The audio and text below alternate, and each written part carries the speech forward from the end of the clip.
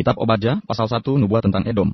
Penglihatan Obadja, beginilah firman Tuhan Allah tentang Edom. Suatu kabar telah kami dengar dari Tuhan, seorang utusan telah disuruh ke tengah bangsa-bangsa. Bangunlah, marilah kita bangkit memeranginya. Sesungguhnya aku membuat engkau kecil di antara bangsa-bangsa, engkau dihinakan sangat. Keangkuhan hatimu telah memperdayakan engkau, ya engkau yang tinggal di liang-liang batu, di tempat kediamanmu yang tinggi. Engkau yang berkata dalam hatimu, siapakah yang sanggup menurunkan aku ke bumi? Sekalipun engkau terbang tinggi seperti burung Raja Wali, bahkan sekalipun sarangmu ditempatkan di antara bintang-bintang, dari sana pun aku akan menurunkan engkau, demikianlah firman Tuhan.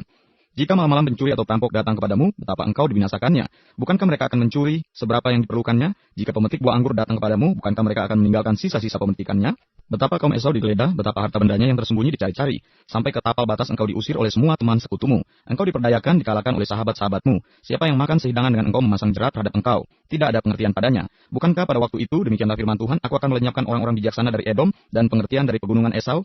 Juga para pahlawanmu, hai Teman, akan tertegun, supaya semua orang di pegunungan Esau lenyap terbunuh. Karena kekerasan terhadap saudaramu Yakub, maka celah akan meliputi engkau, dan engkau akan dilenyapkan untuk selama-lamanya.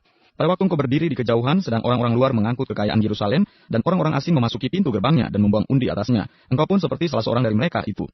Janganlah memandang rendah saudaramu pada hari kemalangannya, dan janganlah bersukacita atas keturunan Yehuda pada hari kebinasaannya, dan janganlah membual pada hari kesusahannya.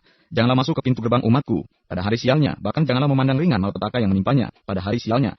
Dan janganlah merenggut kekayaannya pada hari sialnya. Janganlah berdiri di persimpangan untuk melenyapkan orang-orangnya yang luput, dan janganlah serahkan orang-orangnya yang terlepas pada hari kesusahan. Sebab telah dekat hari Tuhan menimpa segala bangsa, seperti yang engkau lakukan, demikianlah akan dilakukan kepadamu. Perbuatanmu akan kembali menimpa kepalamu sendiri. Sesungguhnya seperti kamu telah minum di atas gunungku yang kudus, segala bangsa pun akan minum dengan tidak henti-hentinya. Bahkan mereka akan minum dengan lahap, dan mereka akan menjadi seakan-akan mereka tidak pernah ada. Keluputan hanya di Sion. Tetapi di Gunung Sion akan ada orang-orang yang terluput, dan gunung itu akan menjadi tempat kudus, dan kaum keturunan Yakub akan memiliki pula tanah miliknya.